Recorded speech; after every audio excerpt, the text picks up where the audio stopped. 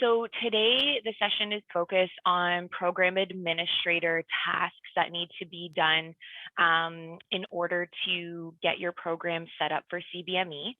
So what typically happens is I receive some Excel files from Royal College that have all of your EPAs, all of the details surrounding the EPAs, and I take that file and I import it, and then there's some, data massaging and things like that that I need to do. Then from there, I meet with the programs individually one-on-one and kind of just show the dashboard, explain what the process is for onboarding. And then I usually follow up with an email that outlines the administrative tasks that need to be completed. And then there's also the training session, which we're doing right now. So for programs who were scheduled to launch last year, but were deferred due to COVID, we already got your files. We did the data massaging. I met with the program. I sent off the administrative tasks that needed to be done. So I think most of those programs are already at that point. And then for any new programs, I've got through geriatric psychiatry, forensic psychiatry, and I'm working on pediatrics right now and setting up those meetings. So folks are kind of at two different places in the process. And I'm just going to go to our MedSIS website. It's healthsci.mcmaster.ca/MedSIS.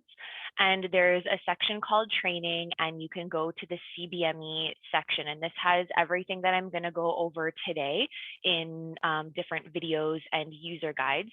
And at the top, you can see there are the resources are organized by audience. So residents would go here, supervisors would go here, PDs, and then for you guys, administrators, everything is under here.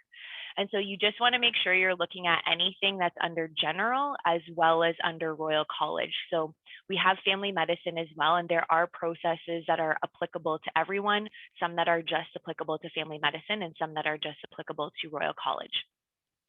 So I'm going to open up the general, and there's a guide here. And as I was saying, there's a checklist of administrative tasks that need to be done in order to set up your program for CBME. But these also have to be done every year, every new cohort of residents that come into your program. So prior to July 1, when you find out who your new residents are, and you're doing the rotation schedule and all that prep work, there's also CBME prep work to be done.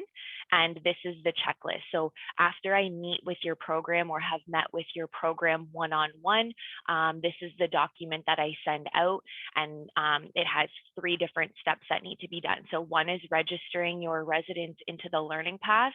The other is assigning your academic coaches and creating your, and also creating your competence committee and assigning your competence committee to the residents.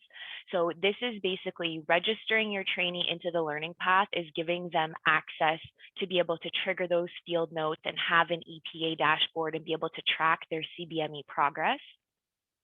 And then you're assigning an academic coach, and that's allowing the academic coach, when they log into MedSIS, to have access to that resident's data. Then you're going to create a competence committee. So you're going to say, who are all the people that are on my committee? And you go to a setup screen and you do that. And I'm going to show you this stuff in a minute. And then you take that committee and you assign it to the residents that will be reviewed. For most programs, the committee is assigned to all residents, but there are programs that might be distributed across campuses or be at different sites, and you might have more than one competence committee to kind of break down the work. So one committee is assigned to certain residents and another committee is assigned to a different group of residents. So this is where the checklist is, and then there are direct links to the kind of one-pagers on how to do those steps. But the first thing I'll show you when you log into MedSIS, so you come in, everybody knows what their home screen looks like, and all of your CBME details will be under this curriculum button. Okay, and then your screen is going to look something like this. And you can see on the left-hand side, there's a section for academic coaches. So if we go in there, this is a list of all academic coaches that are in MedSIS. And so you can either search up your person in here. They might already be an academic coach for something else. In here are the UG student advisors as well. So you might have faculty that are like academic coaches to some of the MD students. So this isn't just for kind of CBME coaches, it's coaches across the board. So if we search someone up like this person, Ronan Avram, we can go in and see that they have a trainee assigned. And if we want to add another trainee, we come over here and click add user. And then we find our resident's name. And then we put in the effective date. So if you're a program that's just starting, then we'll say we want this coach to be able to view everything as of July 1st, and then we save. So now you can see Ronan Avram is a coach to both of these people. And then when someone is going to not be a coach anymore of a trainee, you can go in and delete the trainee from their access by clicking delete, or you can give them an expiry date. So you can say this person was the academic coach for this period of time. Typically, our best practice, or what we suggest, is to always just give people effective and expiry dates. And that way you always have a record of who was coaching what resident and for what period of time. So if you were to just delete the resident from them, it's all the same, but then you just don't have any like record that this person was an academic coach for this particular resident. So anywhere we see a start date and end date or effective dates in MedSIS, we typically like to use them as opposed to just deleting it. So you would go through and you would assign the academic coaches to all of your residents. So if somebody's not in this particular list, you would come over here, because they're not already a coach, and then you would search them up. So who is the supervisor? I'm just going to pick Parveen, and then I will save that. Okay, Parveen's going to be a coach this year. So we can see there's no residents assigned. And then we're going to add a resident and say, okay, she is going to be, as of July 1, she is going to be the academic coach for Amir. And now when Parveen logs into her MedSIS, she will see all of Amir's information. Okay, so that's how we do the academic coaches. And under user groups, this is where we set up the competence committees. So you can see here are all of the competence committees. I think when you log into your MedSIS, you only see your own. So if you are from cardiac, then you're only going to see the cardiac, but I'm logged in as myself and I have access to see everything. But you can see all of the different competence committees that are set up. So what you want to do when you come into this screen, over on the far right, there's add new. And so we're adding a competence committee. So type of committee, competence committee. The name, we'll just give it a name. So say I call it, if I can spell here, Pediatrics Competence Committee, and I'm going to assign the program of pediatrics and save. So now that I've created the committee, I've said it's a competence committee, I've given it a name, I've assigned the program to it. It brings us to this screen, and this is where we assign who is on the competence committee. So you can see that we have it split up by like 4 different domains. So we have supervisors or faculty. We have program directors, program administrators, and CBME committee members. Now, back when we turned MedSIS on, the original design was to have the users organized by group so that when you went in here and you went to add a user, the list of people available would be filtered down to like only program directors, only program administrators, only faculty. And then the CBME committee member is something that we added for someone who might not be a regular MedSIS user. So if you had someone from the community that was sitting on your committee, or if you had a resident sitting on your committee, so you would have to contact us and let us know kind of who these other folks are, and we would set them up with just a particular CBME committee member role in MedSIS. And then when you came in here and you clicked add user, you would see them as part of this list. This setup, I felt became, well, not I felt, I got a lot of questions from administrators about this. Where do I put this person? Where do I put this person? What if someone's a PD and a supervisor? So on and so forth. And basically the answer is you can put everybody under supervisor. All of your faculty can go under here. You don't need to actually put a program director or a program admin like yourself or your PD, because you already have a program admin and program director role in MedSIS, you automatically get access to all of your residents' data. And so we did that kind of in the back end that allows you to see everything if you have that program admin role and program director role. So these are kind of like a moot point at this. It's a little bit redundant. So I've worked with Knowledge for You, and we're like redesigning this screen a little bit just to make it a little more intuitive for you. But for now, when you go in there, because I don't know when this change is coming, it might not quite be there by the time you're doing this, but just put everybody under supervisor. You just need to put all of your faculty under there. And if you happen to have a resident or another person that is not faculty, then you can just email me and let me know, and we'll get them set up and we'll put them down here. So you don't need to worry about the PD role or yourself, the program admin role. So if we're going under supervisors and we say who is on this pediatrics competence committee, all of the supervisors that exist in MedSIS will come up here. So there's something like 13,000. So you can choose who you want to be on this committee and what their effective date is. So we could say July 1, if they're going to be effective as July 1, and then we save. And then the next person, we can say, Lori Whitehead, I'm going to pick, and go July 1 and save it. And you can just go through. I think there's actually also this bulk assignment. You could go in and you could say, okay, starting July 1, go here to supervisors, and you can bulk search folks in here, and you can search up your supervisors and multi-select them like this, and then save, and everybody will show up there as of July 1st. These are all the people that are on your committee. Okay, and then so now we've done the academic coaches, we've set up our committee, and now we need to assign the committee to a resident. So we go into our home screen, we go into our trainee registration, and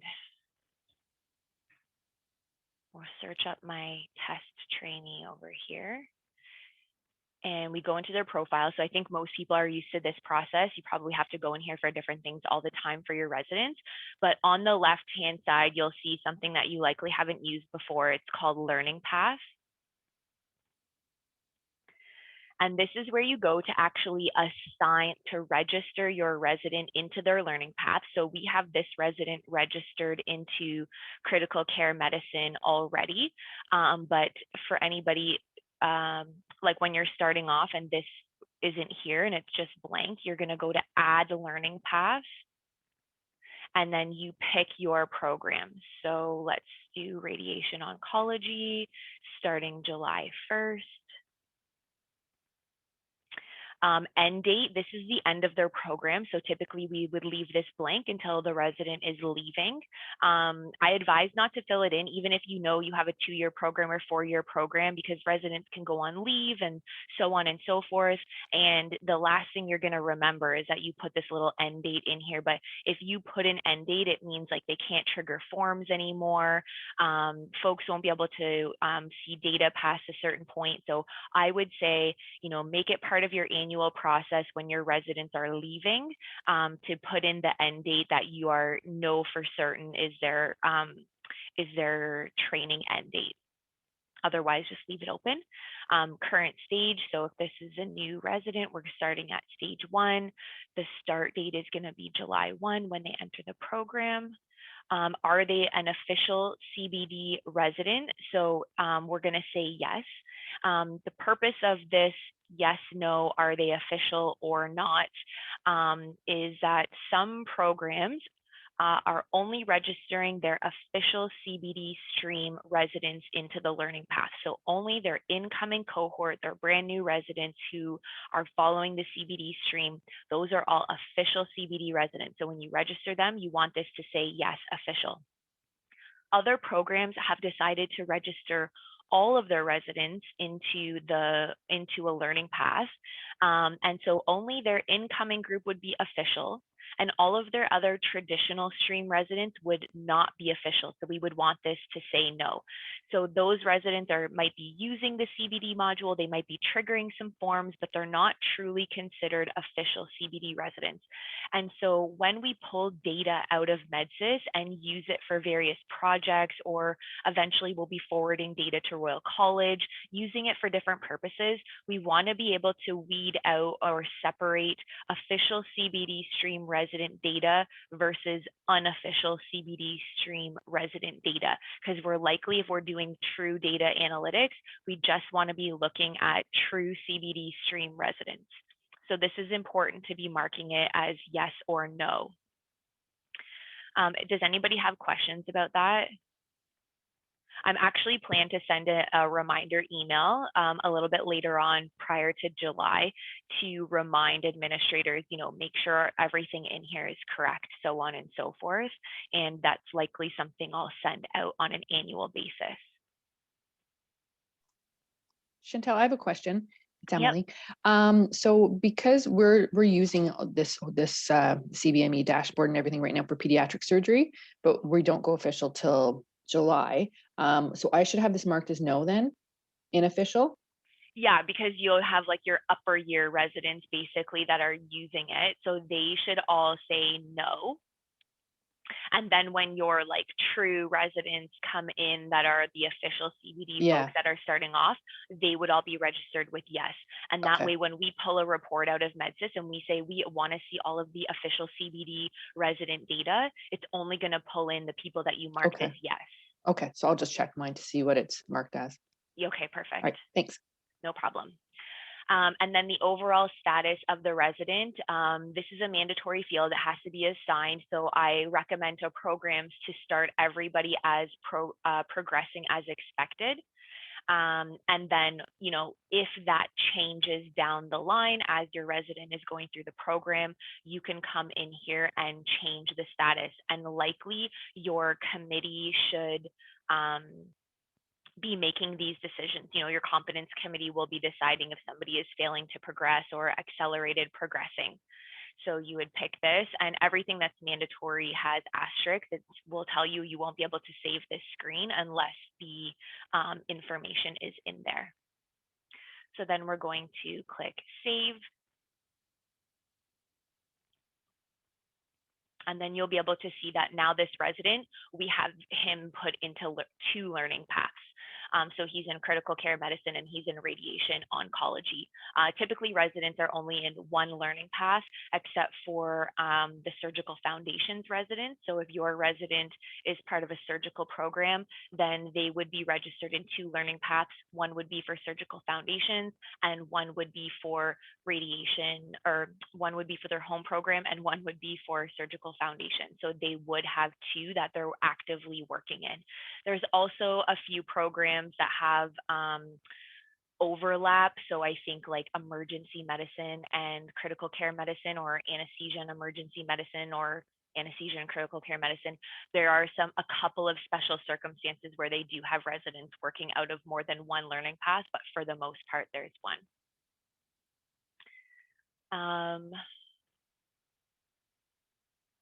I'm just looking at Laura's question. Is there a revision history for changing the status. So Laura, do you mean if in here we change the status from progressing as expected to something else, if it like date stamps it somewhere, that there's Yeah, been a that's right. change? We don't have it on this particular overall status. It's kind of like a live moving target. But if you work through your program and you find that that's something, you know, that's important, then let us know. Yeah, I find No one's brought it up before. Okay, I do find like our competence committee chairs, it's often, you know, where were they at, you know, 8 months ago, 18 months ago, like that, to see that overall kind of progression over their training. Okay. I'm just making a note here.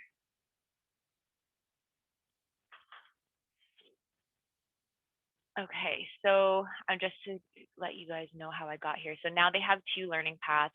We'll work out of this critical care medicine one. So you can see all of the stages are there. And basically, when you are promoting a resident to the next stage, which I'll show you, you know, with the stage that you mark them in as current stage, you can see it's there. So for this one, they're in stage 3. For this one, they're in stage 1.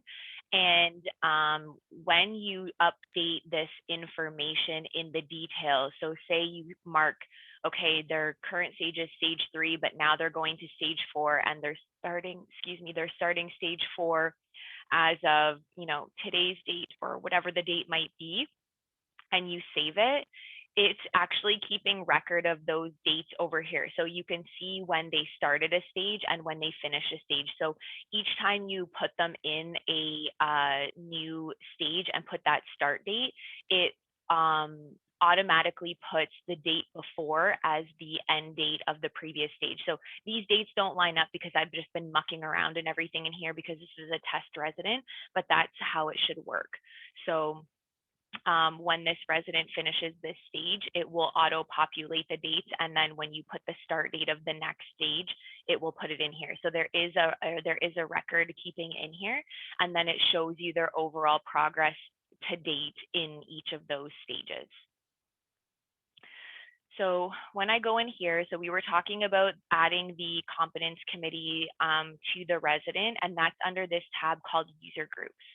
So we can see this resident has critical care medicine competence committee assigned already. So you would go add new competence committee, and you would choose the committee. So only your own committee is going to be available to you. So for this case, it's the critical care medicine.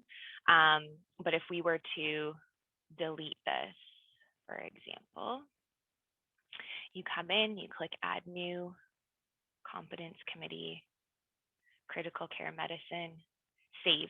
So by assigning this committee to this resident, now you've allowed access to all of those supervisors that we put on our competence committee. Now they all have access to this resident, Miles Briarwood. So that's how it works. So we create a committee, we say who are all the committee members, and then we assign that committee to each of the residents that they should have access to. And that's how they see all of their information. So the steps that need to be done prior to everybody getting started is register your resident into the learning path, assign your academic coaches, create your competence committee, and assign your competence committee to your residents. Can you assign committee members outside of your department? Yes, you can. So same thing, if there's faculty that sit on your competence committee, then under that supervisor section where we created the committee, you would just assign them there. You can put anybody on your committee. Okay. So any questions about the administrative? So everything that I just went over is right here. So creating committees, registering your resident, assigning coaches, assigning committees. And I will directly forward this to you after I've met with your program. Okay. So I'm going to go back out to the home screen, and I'm going to go back into my curriculum button. And learner curriculum, this is where you're going to see all of the residents that are registered into your program. Okay, so again, you can see I have 882 residents registered in here, but if I do my one person, so we can see Miles Briarwood is here and he's listed twice, right? So he was already in critical care medicine. Base location is Hamilton. It's always going to be Hamilton unless you're from a program that has distributed sites. Their learning path, so critical care medicine adult, it was effective July 1st, 2019. Training level, PGY 6, currently in stage 3 as of July 1st, 2019, and he is 64% complete this stage and progressing as expected. So now you just saw me register him into radiation oncology just for demo purposes as of July 1st, and he's at 0%. So for any of the programs who are part of surgical foundations, this is actually what you would see. You would see one line for surgical foundations and one line for the home program because the resident is working out of 2 learning paths. So for more details, I'm going to go in and click on my resident, and you can see there's several tabs across the top. So the first one is details, and that's where you can manage the stage and everything like that. So when your resident is, the committee decides, okay, now this resident is going to the next stage, they're going to be in stage 4. We do that here. As of what date? We'll say today, what's today? March 22nd, 2021. And then we save it. And now this resident is in stage 4 and the details are here. So if we go under their EPA dashboard, you can see that the EPAs auto expand to whatever their current stage is. You have access to open all of them and see everything, but it does auto expand to that particular stage. Also, when a resident is going to trigger their CBME forms, I believe the EPAs at the top, like the first set of EPAs to show up in the list, are the EPAs of the stage that they're in. I'm pretty sure. So if I collapse this, what you're seeing here are the 4 stages, right? Stage 1, 2, 3, 4. Their progress, so how far along the resident is in this stage, the status of the stage, and then there's an action button here, and you'll be responsible for these actions. And so you'll be marking EPAs achieved and approved, and I'll show you what that's about. So if I open up a stage, the next level are the EPAs within the stage. Okay, so this particular stage, stage 1, has 6 EPAs. And you can see it says initial management. These are all short titles of the EPA. So if I hover over it and I move over here, there's a few little icons here. So if I press this little blue I, and it's called an info button, you can see the title of the EPA is actually much longer, and all of the key features of the EPA show up. And so everybody who has access to the resident data, so your PD, your resident, the academic coach for this trainee, and all of the competence committee members, they can all do this and all see the same thing. And so this is just giving them a little bit more information about the EPA, because these titles are so short. It's like handover. Okay, so like what is involved in handover? So we click here and we can actually see it's transferring clinical information between healthcare providers at handover and the key features.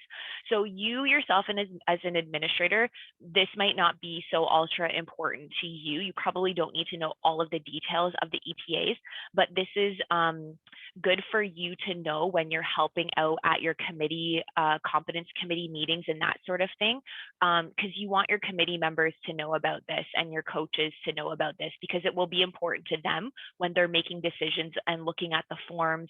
You know, is this resident, covering all of the details of the EPA, all of the key features, so on and so forth. So keep that in mind as something helpful for your committee members and your coaches, okay? So you can see for each EPA, there is a progress bar. So this is saying, how is the resident doing at each EPA? Okay, so I'm just going to expand these to show you that there's different percentages. They are color coded, like I think it's red up to 25%. And when you get past there, it goes yellow. And then at 75 or 80%, it goes up to green. And that's what the different colors are for. And then next to the EPA says number of forms. You can see how many forms have been triggered and completed for each of these EPAs. So for initial management, they're 100% done. They have 2 forms. And then over here is the breakdown of the entrustment scale. So on the forms, there is an overall competence score that has to be assigned, and that scale is out of 5. And if I just go over to our MedSIS website, and I go under Royal College, I have a sample of the forms here. So if I zoom in a little bit, so you can see how we have this colorful scale on the form. That's what this scale is representing. So there was 2 forms and they were both scored as a 5 out of 5.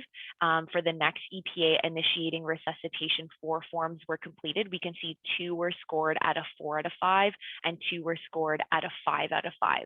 And that's how the forms are broken down for all of the EPAs. Okay, and so if I expand one step further, these are basically the activities or requirements that the resident needs to do successfully in order to have completed or achieved the EPA. So all of this is outlined by the Royal College. It's all in those PDF files that you likely all have a copy of. And so basically, in order for the competence committee to decide these basic procedures, we think that you've achieved them, you're competent in this area, the resident needs to cover off all of these different activities. And so when they trigger their forms and they fill in the drop downs on the forms, like if I come over to my sample of a form here, so we can see that there's these drop downs, there can be 0 to 6 drop downs on each of the forms. And by filling in each of the drop downs and getting a score, that's what's populating when they have got these requirements done. So if I look at basic procedures, there's 2 central line insertions. So likely on this form, one of the drop downs would be procedures. And over here, one of the options would be a central line. And so when the resident picks central line and they get scored on the form and they get a 5 out of 5, it will directly feed into here and their progress bar will move. The progress bars for all of these only move when the resident is receiving the 5 out of 5 score on their form. So the resident might do several central line insertions and might score a 3 and a 4. This bar will not move until they get the 5 out of 5 on those forms. There are instances where programs have decided for certain EPAs they're willing to accept a 4 out of 5 and consider that achieved. That's absolutely fine. At the end of the day, the competence committee holds kind of all of the decision-making power. And so they might look at all the forms and say, you know what, they got 1 central line that's a 5 out of 5. They did 5 other ones that were a 4 out of 5. We're looking at all of the data, all the information, all of the comments that are on the forms, and we've decided that we're okay with this. And even though this might only be at 50% because they only got 1 of 2, we're ready, you know, everything else is at 100%. We're going to mark this as achieved. Over here, there's the action buttons, and you can mark an EPA as achieved, and it will override it. So that percentage is not going to change and automatically go to 100% because you mark something achieved, but the committee does have the ability to decide, you know, even though everything might not be 100%, we want to mark this as achieved. But just keep in mind that these percentages only move when the resident receives a 5 out of 5. So once they get all of these percentages to 100, or I should say all of these percentages on all of these activities roll up into the overall EPA. So if I scroll down to an EPA that's not at 100%, so these common procedures or advanced procedures, You can see that the EPA is at 68%, and it's because they're missing some information. And if I do this one up here, same thing, it's missing some percentages. Okay, so they'll all roll up and they'll add up the EPA to the EPA percentage. And then each of these EPAs, their percentage rolls up into the overall stage. So it's like a hierarchy. So it starts off at these percentages, these roll up into the EPA, and then the EPAs roll up into the overall stage. And that's how all of these percentages are being calculated. Are there any questions about that? Again, might not be ultra important for you, but sometimes you might get a coach or a committee member asking where the percentages are coming from or how the roll up works. And that's how it works. So I'm going to move over to the statuses. So you can see there are different statuses here.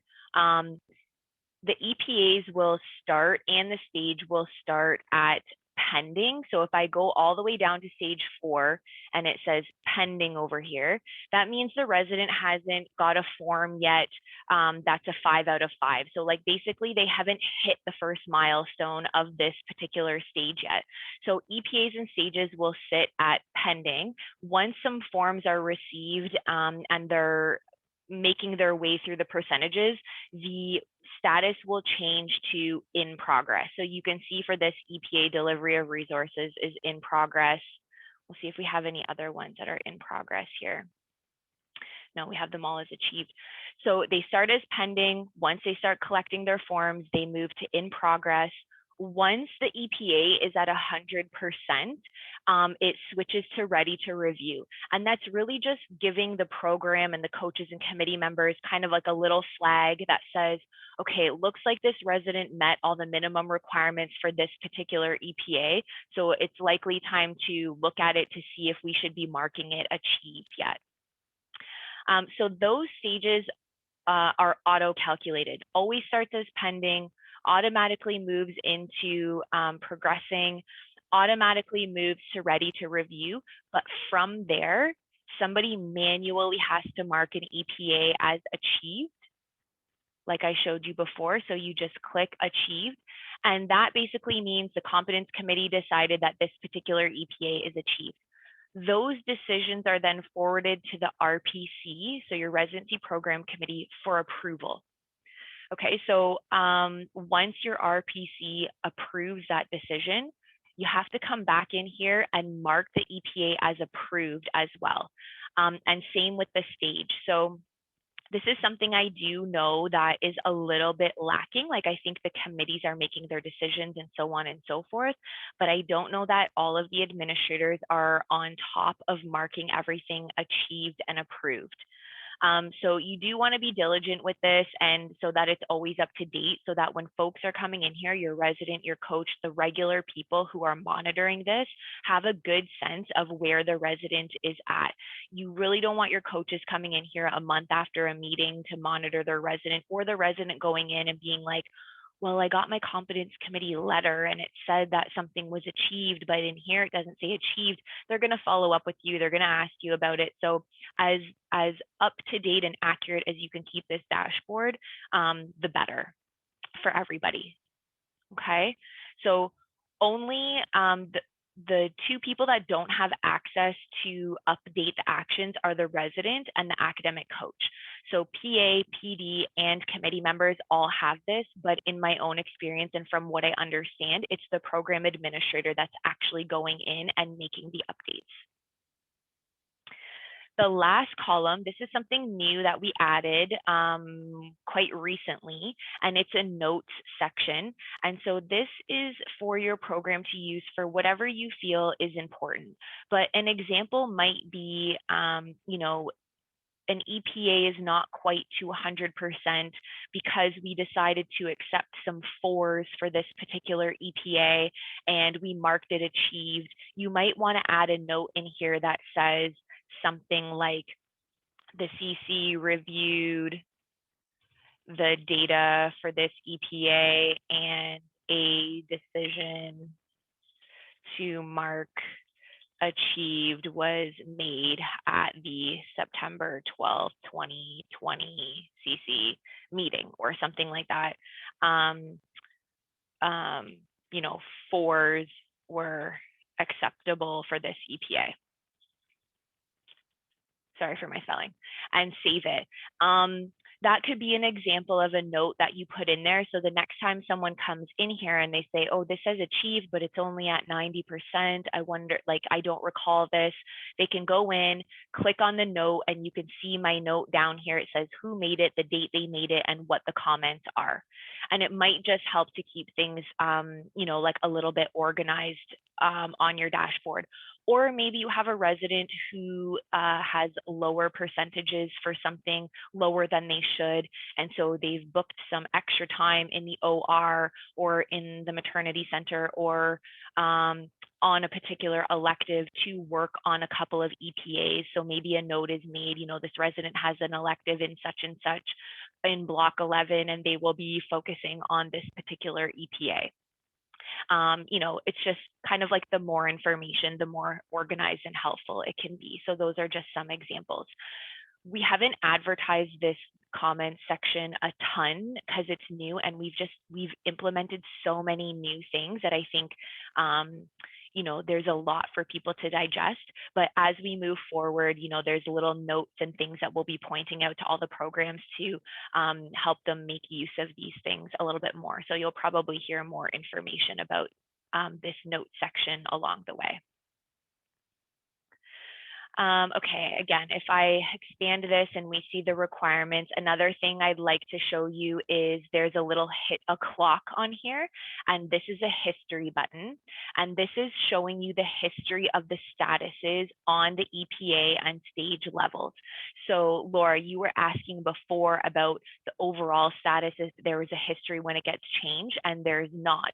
But for the EPAs and the stages changing, there is a history.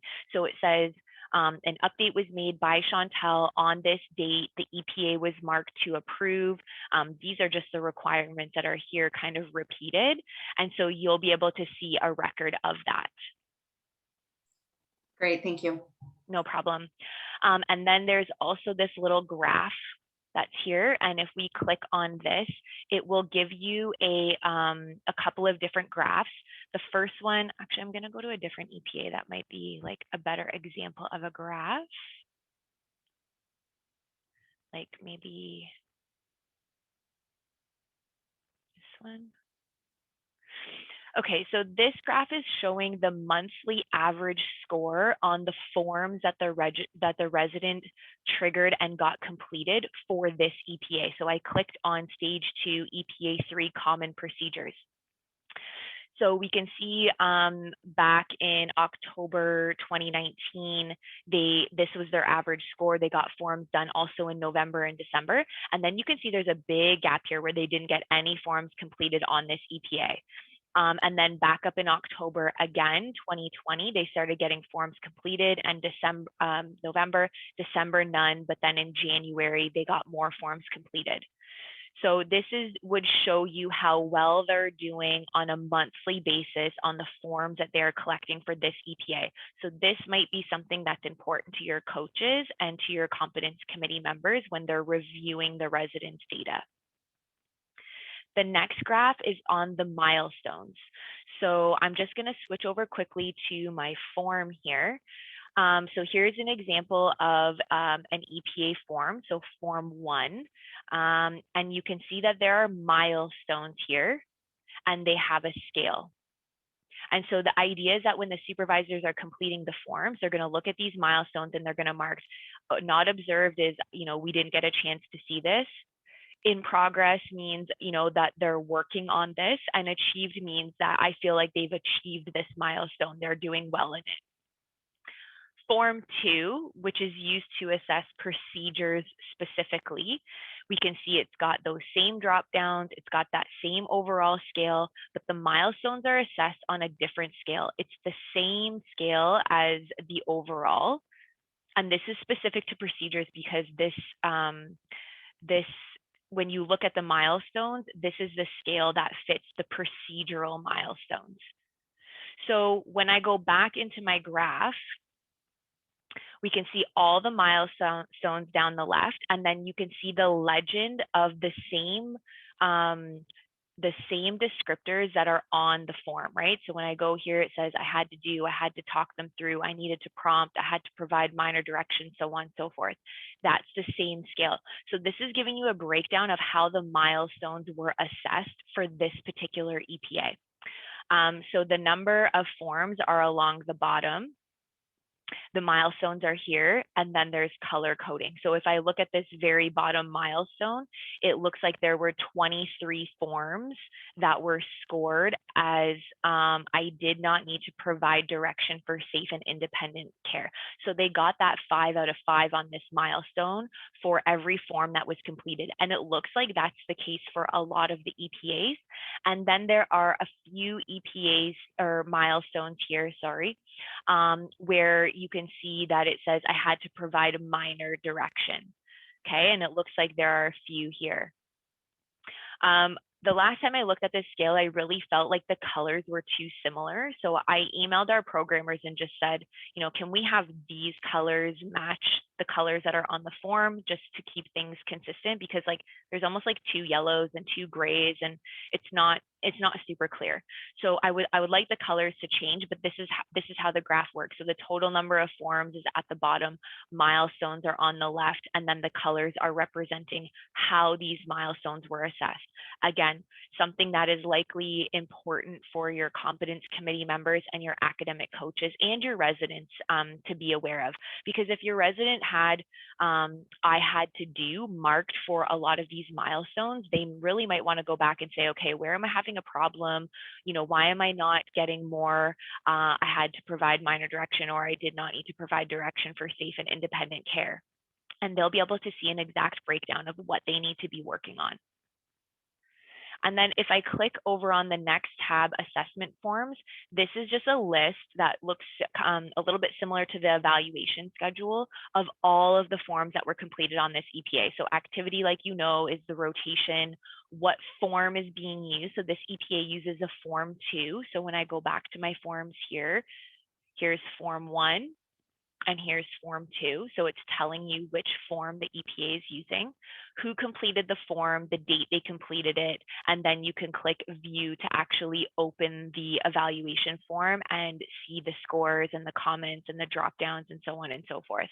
I'm not sure, oh, it does load. So if we see, here's the different drop downs that were filled out, here's that overall score, here's all of the milestones, how the milestones were assessed, and all of the comments. Okay. And you can really click in most places on this dashboard. So if I were to click on the breakdown of scores, like I'm clicking on this 2 out of 5, or sorry, the 2 over here where the 2 forms were scored as a 5 out of 5, it will bring up those 2 specific forms. And if I were to look at a different one, like if I go down to EPA 4 and I click on the blue, it's going to show me that one form that contributes to that. You can click on the total number of forms as well, and it will bring up that list of forms. And you can also even click on any of these percentages. So it says at least 1 clinical encounter, and they've completed this. And so these are the forms that where they have selected clinical encounter specifically, and you can view those forms as well. So lots of places to click, lots of information here.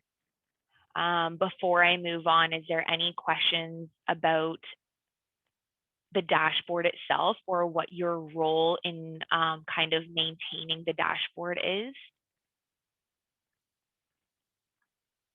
Okay, just to flip back to the website under administrators, there are documents on everything that I'm showing you. So there is an EPA dashboard breakdown, and it will actually explain to you everything that I showed you. So what is a stage, the EPA, the requirements, you know, like how this is representative of the overall scale.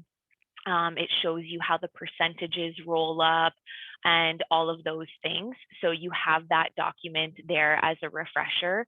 to look at, because I know this is a lot of information. So moving on to the next tabs here, we have a supporting documentation section, which is a document repository, and same with a reflection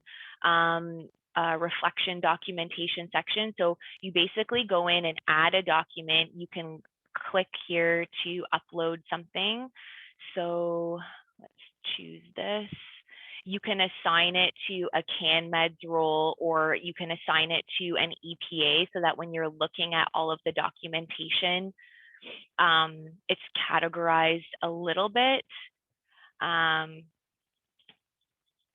But these are basically very simple sections on supporting and reflection documentation. I don't think most programs are using the reflection documentation section, only because these two sections work very similar. So instead of putting documentation in two places, programs are usually picking one, which is supporting documentation, and putting information in there.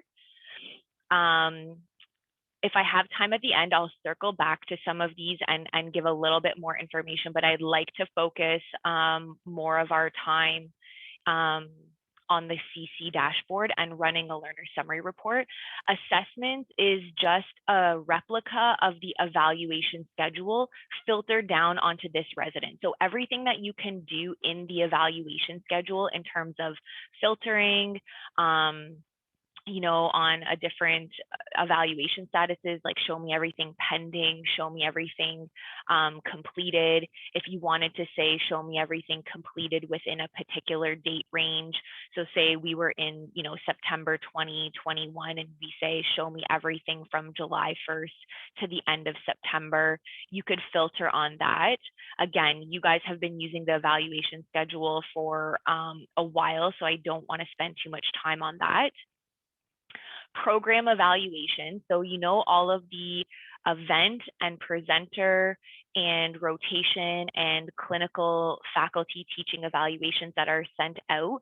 This is showing you where the resident is at in terms of completing these forms. So for anything you put in the event manager, it's going to trigger the event evaluations and presenter evaluations. And then for anything you put in the rotation schedule, it will trigger a end of rotation evaluation where the resident is evaluating their experience on that rotation and their clinical faculty teaching evaluations for their supervisors that they had on that rotation. So the expectation is that they would complete all of the forms that are triggered and sent to them. So this is showing you, out of all the forms sent, how many are completed, how many are pending, and how many are expired. Again, this is like my test resident. So, you know, these numbers are just not, you know, you would expect to see like very low numbers over here under expired, you know, like 0, 1, 2, hopefully under 5 for those. This is a little bit of like a professionalism overview. So you definitely don't want to see that your resident is not completing any forms and letting them all lapse in time and expire. Under the event section, this is showing you your residents' overall event attendance for all of the sessions that are put into the event manager. And then below are all of the sessions that they have been registered into. So you can see all of the details of all of their sessions. So there's filtering options up here. So an example you might want to look at is show me all of the sessions where the resident, maybe they were absent at a lot, and you want to say, okay, if they were absent at 15 sessions, I want to see exactly what sessions they're missing. In this case, they're exempt from 7. So let me just filter on that. And this is just going to help you see, like, are there any patterns? Are they constantly missing academic half day or journal club or grand rounds, whatever it might be? And so you can see all of the details, the exact date and topic of the sessions, what time it was at, and that they were exempt. So you can filter on any of these statuses. Another one you might want to be looking at is sessions presented at. So if we go and we want to filter on participant status, you might have program requirements, where the resident has to present, for leadership purposes or whatever it might be. So if we do that, show me all the sessions that they were the presenter for, again, you're going to see the exact sessions, the dates, and the times that they were a presenter. Another added level that we want to put in here is to have a button where for each of the sessions they presented at, you would be able to click it and open an aggregate of the presenter forms that were completed. So it would have to meet the minimum requirements for like anonymity and stuff like that. But if the, say 20 presenter forms were sent out and 15 of them were completed, and now there's an aggregate available of those forms, you'd be able to click it here. And so that might be something useful for your competence committee as well. So if we're kind of looking at, have they met their program requirements in terms of number of sessions or which sessions they needed to present at, maybe they have to do 5. Okay, we can see the 5 here, but now I want to click on a button and actually see the feedback that they received from their peers on their presentation at this session. So that's not there yet, but that is something that we're supposed to be getting. Okay, the next tab is activities, and this is the procedure log. I know a lot of the programs are not using the current procedure log. If you are, the same way you see the activity log in other parts of MedSIS, you would see it here. So it would show the list of procedures, and you'd be able to click on them and open up the form. So I know most programs are using like an Excel spreadsheet or Google Docs or something like that. So if you are one of the few programs using the current version, you would just see a list of the procedures here that were logged for that resident. We are working on a new enhanced procedure log, which some of you might be aware of because Andrea has been working on it, and you might have been on, had to complete surveys for it or been on working groups or that sort of thing. And so once we have our new, more robust activity or procedure log, everything will filter into this tab here called activities, and it will just look better than the current version of the activity log that we have. Okay, moving on, summary report. This is something that's important for you, for your committee, for your coaches. The learner summary report is one document that will pull in all of the assessment data that exists in MedSIS on your resident. So your coach and committee members and PD have access to run this at any given time. I believe that the program administrators have been running this for their academic coaches and committee members prior to a competence committee taking place, so that they have something kind of all in one document where they can review the resident's progress.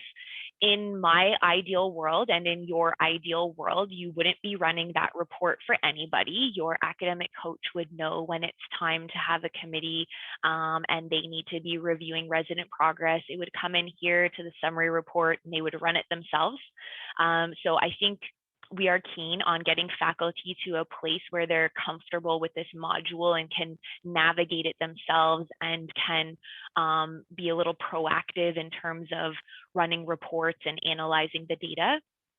But as program administrators know, a lot of the legwork and things like that does fall to them until people get comfortable. So if you want to run a learner summary report prior to your competence committee meeting happening or at any time, you would come here and you can put in the dates. So you might say, if your resident started July 1st and now we're in October, we want to look at this resident's information from July to September. We would go in and we would pick those particular dates. Since this resident's not going to have any information in that time period, I'm just going to go back and pick like an arbitrary date. Let's do May to November. So we put in our dates, and then you're basically, by checking these things off, you're deciding what you want to flow into this report. So I want to see everything for, you know, if your resident's in stage 1 and that's all you're reviewing, then you might select stage 1.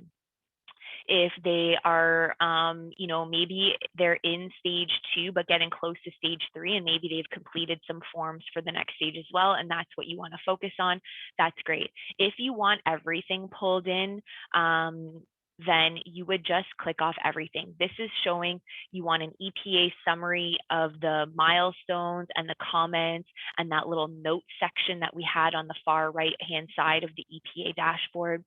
This is going to pull any narrative observations that have been completed on the resident. So this is not a form that has a scale on it. It's just a narrative that could be triggered at any time on the resident. It doesn't have to be linked to an EPA. It could be about a hallway conversation. It could be about a professionalism thing. It could be about a project that the faculty is working on with a resident, research. It could really be about anything. We want to pull in any ITERs and WBAs. And so, you know, not all programs are using WBAs, but you'll know if your program is, so it's going to pull in both of those. The activities or procedure log, and that overall attendance. So, I mean, if you're not 100% sure what to be clicking on to pull it in, I would just suggest selecting everything on here. So it pulls in all the data between the dates of May 1st and November 1st. And then we click generate. And hopefully, usually our test system works like quite a bit slower than real MedSIS. So I'm hoping this doesn't take too long.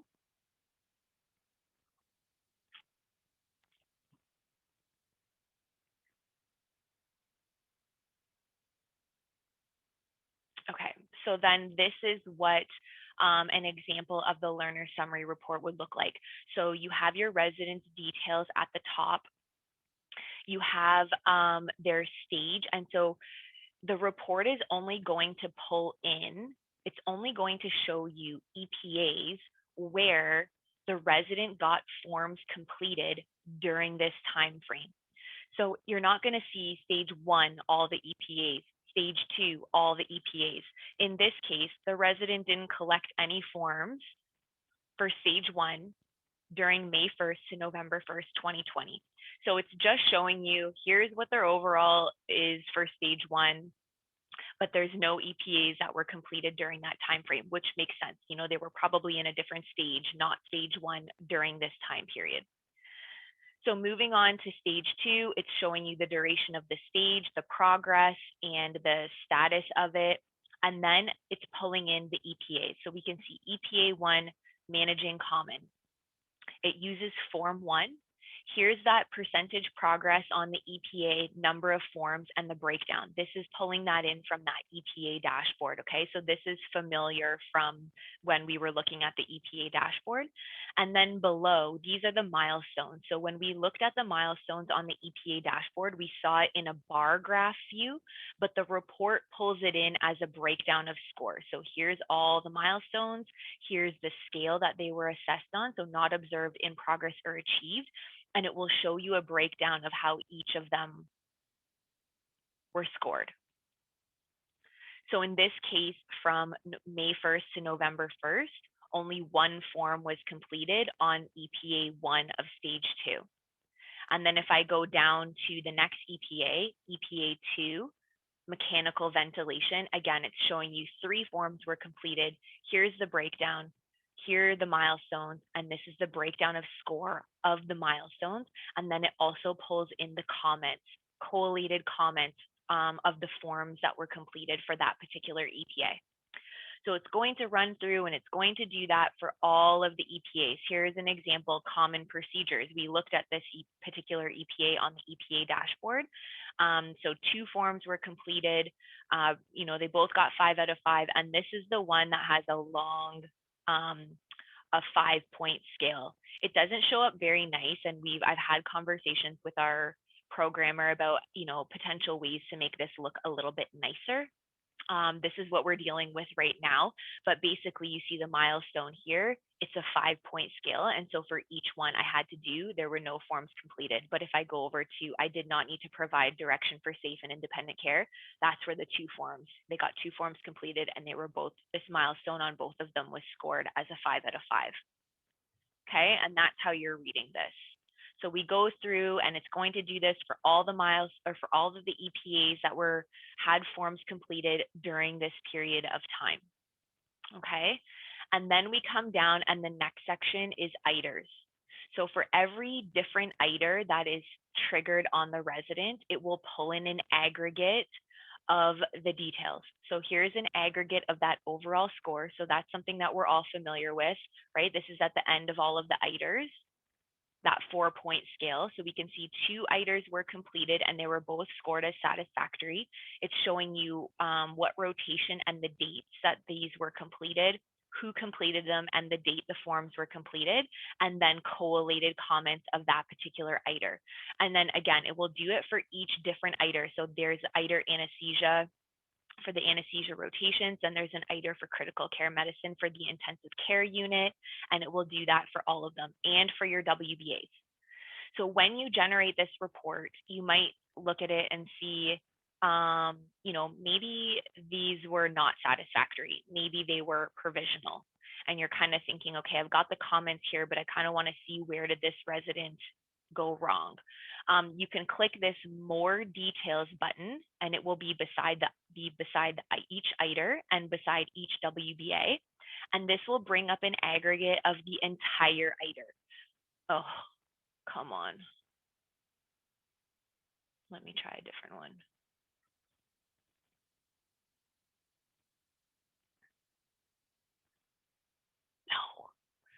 No. Okay, so that's not working, but basically when you click this more details button, it will bring up a copy of the whole ITER and it will show for every question that is on the form an aggregate of the scores. So this will help your coach or committee members get more detail about, okay, I know that overall they got provisional, but where are they struggling? Is it in a certain CAN-MEDS role? Is it on medical expert? Is it on communication? I don't actually know what all of them are, but they'll be able to more easily narrow down exactly where the problem is happening. So maybe they're doing great on medical expert, but there's a couple other CAN-MEDS roles that they're not doing well on, or a couple specific areas that they're not doing well on. This is going to help the committee direct the resident on what they need to work on. Okay, so I apologize that that's not working, but it does bring up a report of the entire ITER and a breakdown of the scores for every question and not just this overall competence. Chantal, for this summary report, without going into the more details tab, so when I'm looking at this for the ITER, I'm seeing the unsatisfactory. Is there a way to actually show low performance flags on this summary so that if someone is just doing, you know, a scan of the summary, that they would quickly be able to see where the low performance is? So is the low performance only linked to the overall scale, or is it linked to, yeah, it's only linked to this, to the overall competence, right? So if they got provisional, anything less than satisfactory, you would get a low performance. Yes, and so would that actually show on the summary? So it would show here, like if they had an ITER that they received an unsatisfactory, it would show it here. And if you clicked more details, it would be within the aggregate. So it wouldn't show you just the details for the one unsatisfactory form. If they wanted to see, I just need to see this particular ITER, then you would be going back in here under your assessments and you would be going to that specific ITER. Okay. And viewing it like the same way you would in the evaluation schedule. Because this is only intended for like aggregate purposes. Okay. So the idea is in here, if the coach or committee member is everything looks great, then everything looks great. And probably most residents, you don't have a ton to be like worrying about, like they're hitting their milestones, their EPAs, the comments on their ITERs are great, they're getting satisfactory. Then you probably don't need to be like digging super deep into those residents. But for the point of this is that when you see flags in here, maybe they're getting satisfactories, but when I'm looking at the comments, like the comments don't quite line up with the satisfactory, or I see something that's provisional here. Well, I need to see that exact form. Or I'm noticing a pattern with the EPAs that the milestones are constantly not observed or in progress, and they're really not getting a ton that are achieved. You kind of use this to see where the problem is and use the rest of the data here to really get down to what exactly is the problem. So Even with the EPAs on that report, if you see one where the milestones are showing that they're not hitting them or so on, you can come in here and you can go to that particular EPA and you can click on the forms, and then you would be able to go in here and like view each of these individual forms. Like maybe I need to actually look at every individual one that is being completed to really find out where the problem is, if that makes sense. Yeah, that's great. Thank you. No problem. Okay, so we moved down, our ITERs and WBAs are done. We got all of that. Again, we have the activity log section here that's not entirely being used. And so there's nothing here for it, but you can see it just shows the activity, and then it will give a breakdown of the scores that were pulled in on the activity. Something I just realized with the activity, for anybody who might be using it, is that you can have logs that are assessed by a supervisor and given a score, and there are logs that the resident can just log themselves and they don't have to be scored.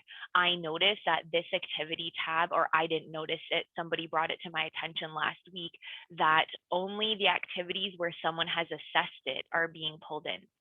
So I've let them know we need all the activities, whether they've been self-logged or whether they've been assessed, they should all come into this report. Okay, and then at the bottom, it's that overall event attendance that you can see. So that's the learner summary report. It is important. The goal is to get folks to be able to, coaches especially, to be able to run this as they monitor their resident. It's a quick way to go through and scan and see, are things on track, are things whatever, and then they can use the other tabs to kind of be looking at other data or dissecting it or reviewing it in different ways. We also, on the website, just so you know, we do have like generating a learner summary report, and it talks about,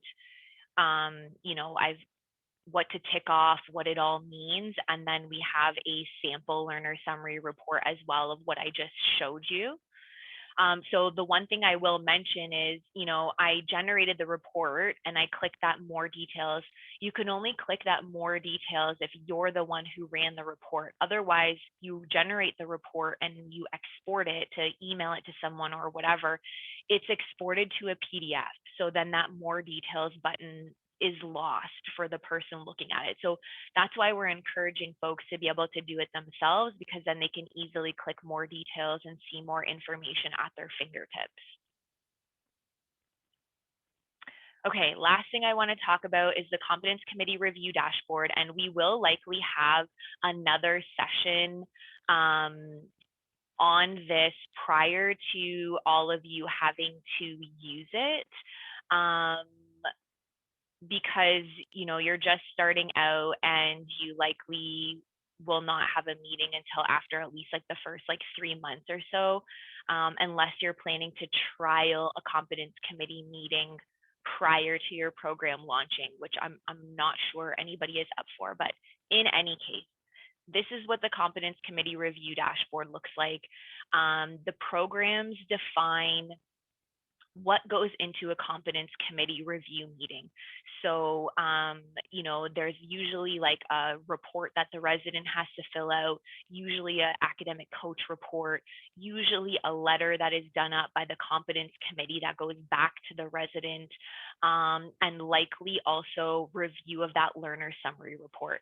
So I think programs who are already CBD and have just started using this, one of their steps is review of the learner summary report, and the admin is providing it.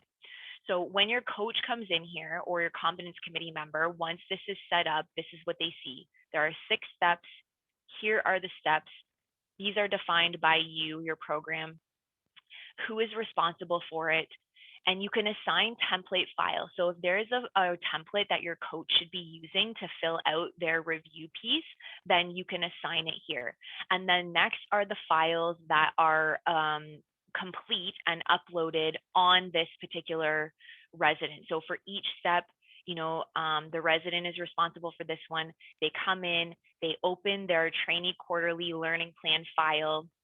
I can't open files in here in our test system, but you would open it, They would fill it in, save it to their computer, and then they come in here and go to their step, and they can upload the file back here. So I'll just pick my file that I had and click save. So what you end up with are the steps, who's responsible, template files, completed files. You can assign a due date to the steps if that's helpful, but there's no like notifications or reminders or anything attached to them. So it might be useful if your coach comes in here and they say, oh, I know I have to do these 2 documents and there's a due date assigned, but there's nothing that's going to remind them of it. So you can see down here, it also tracks when the competence committee meeting is going to be, the date the decisions were ratified by the RPC, the resident's overall status, the purpose of the meeting. So was it an ad hoc meeting? Was it a regular review? Were we looking at promoting this resident? What the outcome of the meeting was. So are they going to stay in the current stage? Are we going to promote them? Are they now eligible for their exam? So I said we had the meeting because we were making a decision if we were going to promote. We decided to promote this resident and we're promoting them to stage 4. And you can put in comments and you would click save. And then this information is saved here. The resident can't modify any of the details on here. They can only kind of update their own document. So they can't touch any other documents. Like they can view them, but they can't modify or re-upload any documents. You know, so if the committee gave a letter, they couldn't go in and change the letter to something else that might be more preferable to them. So your role is to set this up in order for your committee members and academic coaches and resident to come in here and look at it. So I do have, just so you know, a document here that is how to view trainee progress, competence committee review dashboard. And this is something that I also have uploaded for the coaches and the resident and the committee member. And it's basically explaining when they log in, what they see. And it's what I just showed you, right? Like it has the steps, who's responsible, the templates, the completed files. And I gave an explanation for each. And then it's showing them like how they can upload their completed document, so on and so forth. So I put it under your section as well. Because you'll have to upload things too, and you'll need to know this information. And you'll want to know kind of what was given to your, you know, what document your faculty are using.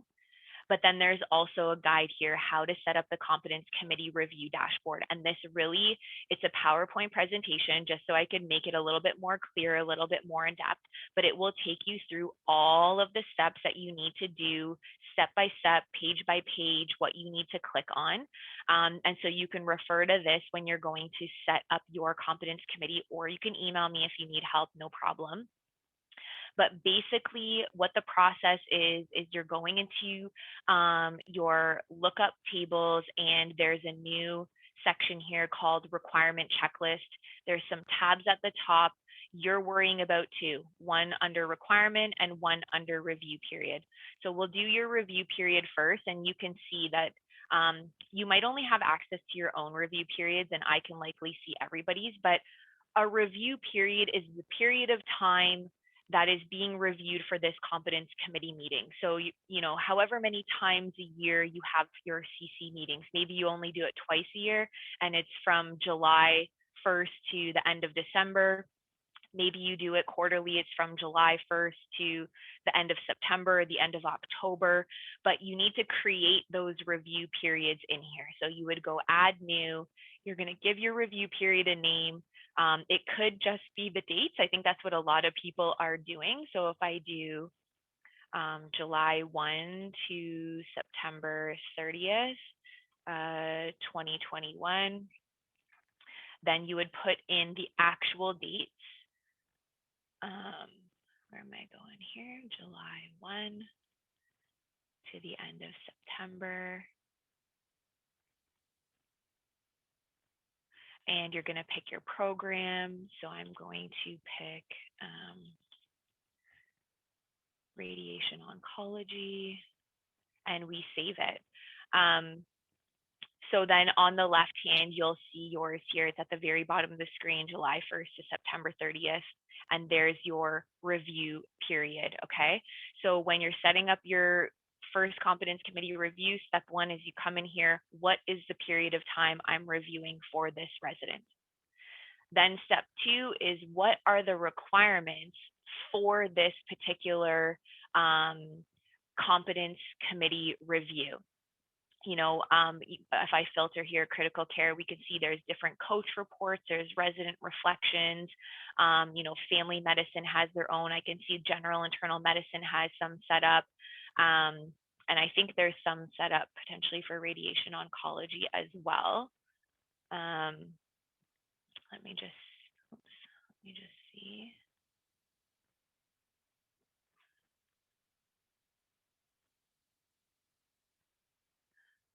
So yeah, they don't have many, but so we are going to add requirements. So let's say the first requirement is review of the learner summary report.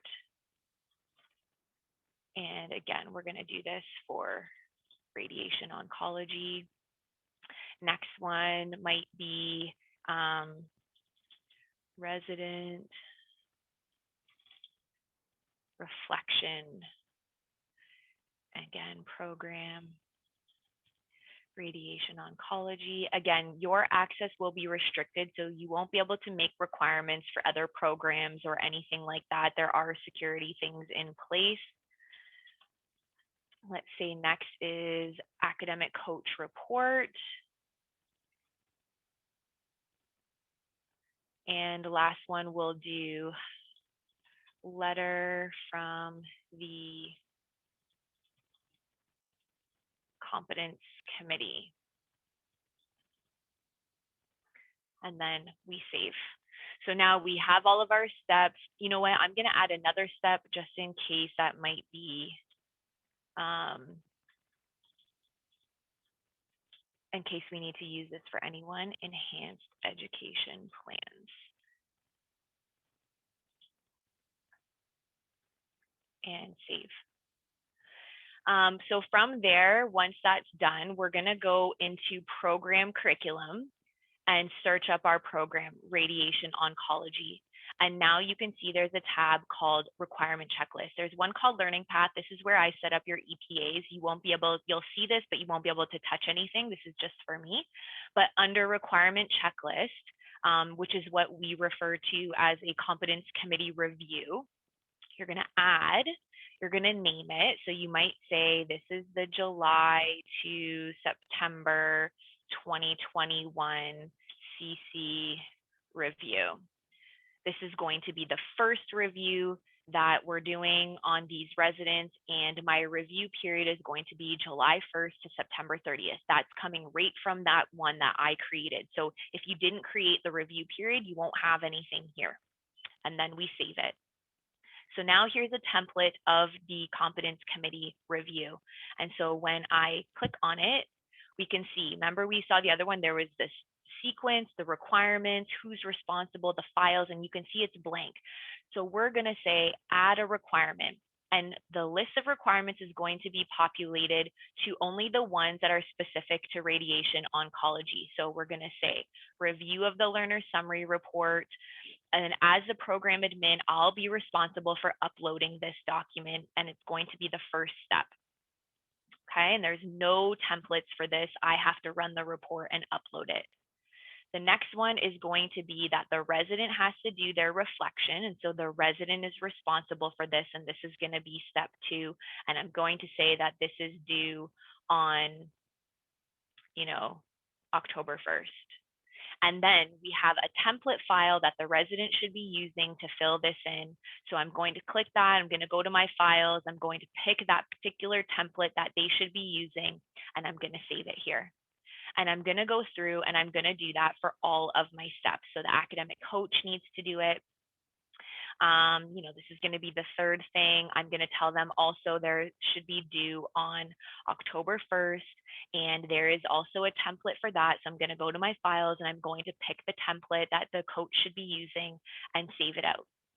So once we have our steps here and this is done, just for the purpose of time, I can see we're getting short, but I won't add all of them, but you can see now we're going to go back and we click on these little three dots and we say assign. And now we want to say, who is this review assigned to? Okay, I'm doing all of my PGY ones. So I think radiation oncology doesn't have PGY ones, they have PGY fours. So in this case, I'll say, you know, these are the incoming radiation oncology residents. They're going to be reviewed. I'm going to pick them, and I'm going to assign the template that I just made to these two particular residents. If you're reviewing all of the residents and they all have the same steps, then you would assign it to all of your residents. But this does give you the flexibility to say, I have one template for my first years, I have a different template for my outgoing residents, and there's different steps for both. It is very flexible. It is very flexible in that way. So again, we go to assign. I just did PGY 4s for this case. And because I've already assigned it, they're gone from here. And then what happens is when you go back to your learner curriculum screen and you pick your resident, or this guy's a PGY 6, sorry, I meant to assign it to Miles Briarwood, who is my test person. So let me go back and assign it to him so we can see it for him. I'm gonna go back and go to my requirement checklist, and I want to assign it. Let me see if I can search up Miles in here. Okay, and assign it. So basically you've assigned this over now. We're going to go back into our residence dashboard, and there was that last tab called review dashboard that we were just looking at. And we were looking at it for critical care medicine, but I just assigned this to his radiation oncology just for sake of this demo. And now when I come over here, he has this review. So you can see July to September 2021 CC review meeting. The period is July 1st to September 30th. Here are the 3 things I signed, who's responsible for them, and my template files. So now as the resident, I'm going to come in here. I would click this. I will open it. I'm going to fill this document out. I'm going to save it to my computer. And then when I want to upload my completed document back, I'm going to click on my step as the resident. I would come over here and say step complete, pick my file, and save it. And now the completed file is over here. And then and again, the resident and coach, like people have read-only access and can modify only things like that are specific to them. Like I said, especially the resident doesn't have access to take anybody else's completed documents and modify them. But you can see over here, it was due October 1st. We marked the step complete and it was last modified. And there's a history on here as well. I'm in my test system, so it doesn't actually, it's not logging the history, but when you make changes to the dashboard or you add meeting dates, it will say who did it, the date, and what they've changed in here. And then the idea is that once your resident has been in your program, you know, say they're on their way out and they've had 6 different competence committee reviews, you would see this collapsible, see here, this collapsible gray bar similar to the evaluation schedule for each review. And the idea is that every new review that the competence committee is going to have for the resident, they can easily go into previous reviews and see what happened. They can see all of the steps. You know, they would be able to access that the letter that the competence committee wrote back to the resident, all of the decision making, what the decisions were from the competence committee, so on and so forth. And then the last thing I'm going to mention, because I can see we're a couple minutes over time, is for a particular resident, maybe you have a resident who's on an enhanced education plan, you can actually modify, like once the template is copied over, you can modify this particular resident's dashboard. So you might say this resident, Miles, is on an enhanced education plan, so I want to add that just to his dashboard. And it's going to be the competence committee that is responsible for that. I'm not going to give it a due date, and this is going to be step 4. There's no template files. You know, we're expecting the committee to upload an enhanced education plan for this particular resident. So I'm going to save this. And so now this step is here, but only for this particular resident. So it is flexible to modify the residents' individual dashboards. You can also assign a template, like maybe typically your residents only have 5 reviews over the course of their program, but there are 1 or 2 residents who need additional reviews. You can also assign the template to just 1 resident, and they have extra competence committee reviews or review meetings than more than the other residents. It's Lisa. Chantel, that was a really great tour through the dashboard. Just a couple comments, and I know we're over, and I can save them or just share them real quick. Just because I recognize that we have some that are about to launch in July, and so the competency committee dashboard really reflects from an evaluation perspective all of the specific data that we're trying to capture in that dashboard, and that's going to really be the core of the data we use from an evaluation perspective on multiple levels, as you alluded to.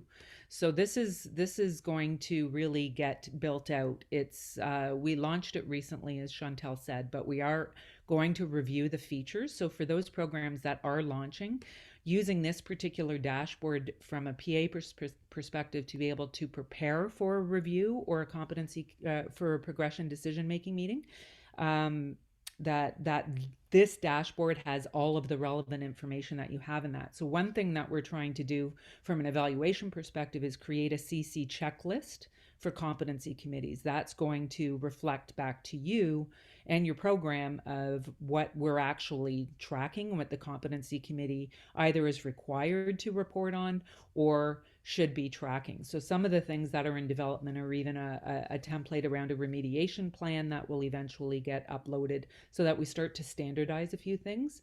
Currently, right now, we know that not all data is in there that's required by CCs at all the time. And COVID's played its hand, but we're also in an evolving process of making sure everything gets up there.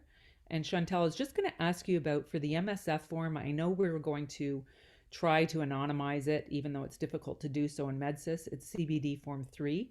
Mm-hmm. Other programs are uploading an MSF form of their own design to other documents. And so this may be a place that we can put up a suggested template. We do have some. Mm-hmm. And even based on form 3, and they can be added there and modified at the individual learner level. If folks are choosing not to use the CBD form 3, but that gets triggered attached to certain EPAs, mm-hmm. Regardless. So that's something else that we're kind of sorting through, but the comprehensiveness is really important, and your feedback about how this is working. We're going to do a CC eval once we have a number of programs using this, probably in the fall. So it would be great to have your input back mm-hmm. as we work to refine this. So Laura just said, Lisa, it would be helpful as well to have a guide for PAs on what to do following the competence committee meeting. On MedSIS. Yes. So Laura, do you mean in terms of actually going in, updating any documents, changing stages, doing anything like that? But it would be helpful to kind of see what to do before as you're prepping for it, but then also what to do following the end of the meeting. Okay, yes, perfect. So that speaks to some of our goals around process goals around reducing the building efficiencies, but also reducing the time of reporting to resident, of time to remediation. People are targeting around a 10-day to 2 weeks for RPC ratification. And so reducing that. One of the key things here is, because residents can progress or be progressed to next stage based on their review, competency committees have full autonomy about making those decisions based on the various data they have. And so if they are progressed to next stage with pending EPAs, that is all closely monitored. But the goal is the resident needs to know what they can do. So that letter out is important to resident, and it's tied to ratification. So we want to minimize the time that the resident is pending so that they can work ahead and not miss clinical opportunities. And so that balance of the decision making around the CC table of, yes, they can progress to next stage and they can work on these specific EPAs. They may have these one or two lingering, and we need to make sure that they are, here's an enhanced thing, or however the learning plan is adjusted to be able to ensure that they capture those pending EPAs. So that's the tracking piece, and that's some of the follow-up you're speaking to, Laura. But I agree, some very straight guidelines for PAs that are starting to do this. And we always kind of compartmentalize the CC pieces into structure, function, and process. And you're really talking about process and follow up, and maybe there's some workflows there and some steps that Chantel can help inform. And we're tying all of this together now that we have the dashboard and eval work underway. So yeah, Lisa, maybe we can work on something together, because there are things I don't know about, you yeah, know, how yeah, when the resident should get their letter. And so maybe it could be like, what is the process? yeah. And then like I could interject like where in MedSIS these things like should be taking place. Yes, and that was your invite to some of the program eval meetings when we start to look at that. So Okay. one of the projects is around this, and absolutely we have to link all this together. But having that EPA, or sorry, the PA feedback and input in as they start to use this, how easy it is to learn, how can you adopt this, how is it helping you most efficiently prepare for a CC. And the PA, I think, is going to be critical into helping the CC chair, the PD, and the members use the dashboard efficiently and really track those things. And so one of the things you may or may not earlier or in other training show how if there is an EPA or milestones that are pending, they can be re-added back into the dashboard of the learner and show as pending. So if Yes. there's a review, there's a functionality in there where you can re-add that back to make sure it's captured by the learner and it stays as pending. So things aren't lost. And so if anybody is going to attempt to, you know, do this anytime soon, I would say to go on to our website and just follow along with this guide, because it does, you know, it gives you the order of the steps that need to take place. You know, it gives little notes about certain things. So I would kind of go along with this step by step, because there is an order of process, so on and so forth, you know, and you can see that I make notes. So I would say use this as your guide when you're going to do it. And, you know, as always, you can just email me and ask me for help too if you're working Yeah. on it. I was just going to ask, and maybe the PAs on the call can suggest too, if it's worthwhile bringing the PAs that are transitioning over in 21 together again, because this is a lot to kind of think about. And as you just suggested, Chantel, there's things that are in motion and evolving. So if we're trying to get to certain targets and get things in place, it's just synchronous, I think, helps. So they can prepare to understand the functionality, and then maybe we pull together those PAs that are launching again in May I to actually think revisit it with should, them. I think it would be nice to do it post July, because if we do it in May, but they don't have a meeting until like September or October for their incoming cohort, like I don't want to Yeah. assume that everybody is trialing a competence committee in MedSIS prior to their official cohort starting. Like the first one might really be the first one for their official group, which would They likely tend not to be run. taking. Yeah, they tend to run their mocks in the spring.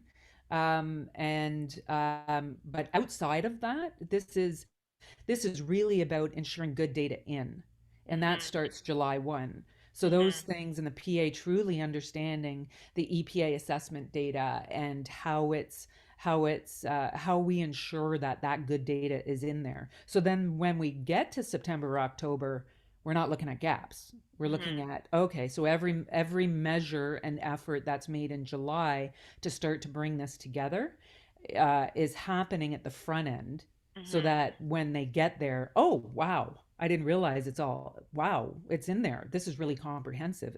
mhm. Right now we're experiencing from the CC audit that it's not in there and there's gaps, and so there's this continuous work at the front end. And around EPA assessment, around understanding exactly what that data is, how to get it in, and some of those workflows. Right. Laura just commented, Lisa, it would be helpful as well to have a guide for PAs on what to do. Okay, yeah, we That's talked the one, about yeah. that. Yeah, Anyway, but I it's recognize also we're about getting 15 it in minutes too. over, so I don't want to Yeah, keep anybody longer. It's been a long time now. yeah. But anyways, thank you guys so much for coming. You guys know our email address. I'm here to help. So is Lisa. If you have any kind of, if you need help with MedSIS, I'm definitely here. Lisa is the expert on kind of processes and that sort of thing. So you can definitely contact her as well. And then just keep a lookout for emails. So as I'll be following up with you once I have your program set up in MedSIS to have that program specific one-on-one meeting. Okay. Thanks, Chantal. This was super helpful. No Thank problem. you so much. Have a good Thank day, you for everyone. coming. Bye. Bye-bye. Bye, everyone.